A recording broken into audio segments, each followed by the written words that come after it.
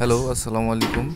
আজকে সকাল সকাল বৃষ্টি হয়েছে, তো এদিকে ভিজে গেছে জায়গাগুলো, পিচ্ছিল হওয়ার অবস্থায় আছে। খুব সাবধানে নামতে হবে, দেখতে হবে আমার গরুর কী অবস্থা। তো এদিকে হাসিনা না, উনি হচ্ছে আমার গরুর দেখাশোনা করেন। তো উনি কলা গাছ টলা গাছ রেডি করতেছে, এগুলো হচ্ছে গরুর সকালের নাস্তা। তারপরে ঘাস কুটা কাটা হবে। তো এখন আমি দেখবো গরুর কী অবস্থা, ওরা কী করতেছে। তো এই 4টা গরুকে তো আপনারা দেখছেন, 4-5টা, আর বাকি এই 2টা দেখানো হয় নাই। এটা হচ্ছে পালকি, ও হচ্ছে মেয়ে, আর এটা টম, ও ছেলে। তোরা সবাই ওয়েট করতেছে খাবারের জন্য। এদিকে গোবর ঘর সব পরিষ্কার করা হয়েছে, আর আমি এখন নিয়ে যাব এই চলেন। খাবারটা। এই নাস্তাটুকু আমি আমার দুধের গাভী লিলিকে দিব। তো লিলিও খুব মজা করে খাবে।